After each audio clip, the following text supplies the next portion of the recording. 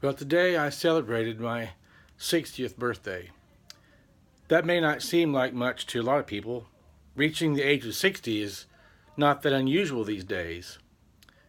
However, on September the 2nd, 1968, as I was celebrating my 10th birthday, I began to eat my birthday cake, and just a few moments after I ate it, I became extremely ill. A nausea set in. I'd been experiencing some symptoms for a long time and didn't know what the problem was. On September 3rd, I started school, 5th grade, at Ridgecrest Elementary School in Amarillo, Texas. And by that Friday, I could barely walk home from school. I would take a few steps and I would collapse on the ground. On September 7th, after experiencing some horrible conditions all that day, being so weak I couldn't stand up, couldn't even sit up, my parents took me to the emergency room at Northwest Texas Hospital. After just a few moments of being examined by a physician, the doctor told my parents some earth-shattering news. Your son has childhood diabetes, juvenile diabetes. It came as a blow to me as I spent the next 2 weeks in the hospital learning how to test urine, how to give myself injections, taking insulin shots, talking about diet, and all the things that were going to have to change in my life. Things I couldn't eat anymore, things I couldn't do anymore. I was going to be experiencing a very sheltered lifestyle.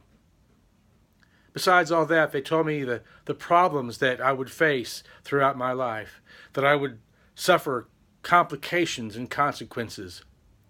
They said, well, if you live, maybe you'll reach the age of 40.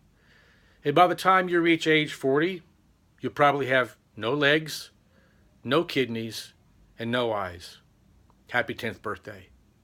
That was my life growing up, and I always wondered, how long will I live? Will I make it to 40? Will I make it to 50? Well, today, I made it to 60. I have both my eyes, I have both my feet, both my legs, both my kidneys. I know things haven't always been great. There's not always been smooth sailing. I have had some complications. I've had some close calls with different levels of blood sugar. I never intended to live this long. To me, the miracle is not being healed. The miracle, I always said, would be for me to live to retirement age. Well, I'm almost there.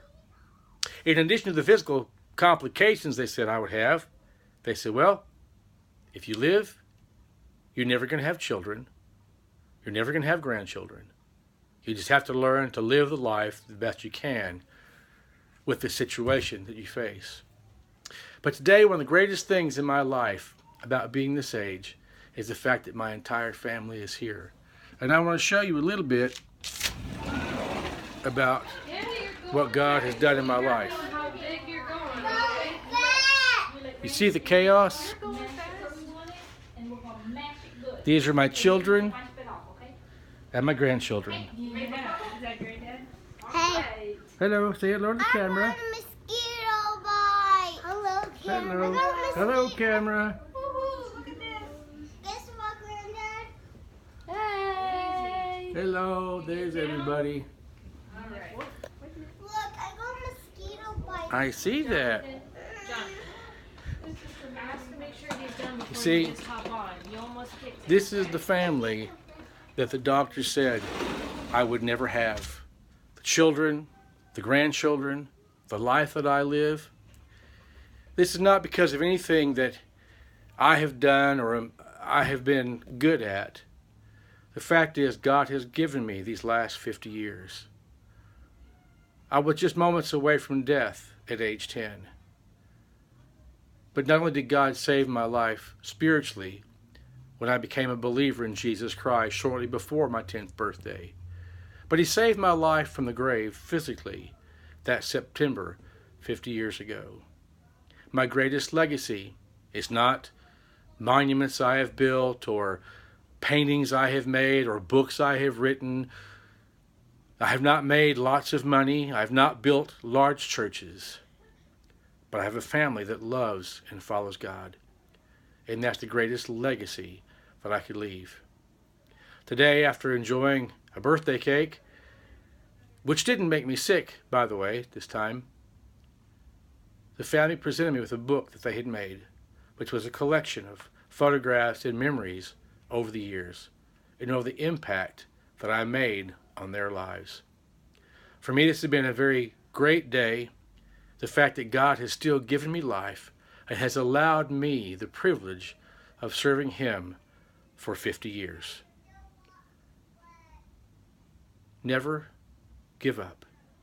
You can't always control what happens to you, but you can control how you respond to what happens to you. I thank God for giving me these last 50 years. I thank God for the family that He's given me, which has been such a blessing. And for whatever time I have left, long or short as that may be, I want to give that to serving the Lord with the rest of my life. I've been around the world. I've been to many countries. I've learned to speak other languages. I've done things that I never could have imagined as a 10-year-old boy. I've preached the gospel in Europe, in Africa, in Asia, Central and South America, and the Caribbean. I've taught English to people around the world and visited many, many countries and met a large number of people. I want to give a shout out to all of you who have been my students over the last several decades. I want to give a shout out to those of you who have heard me preach in the countries where I have been. And I want to encourage you, no matter what happens, that you continue to follow the Lord Jesus Christ.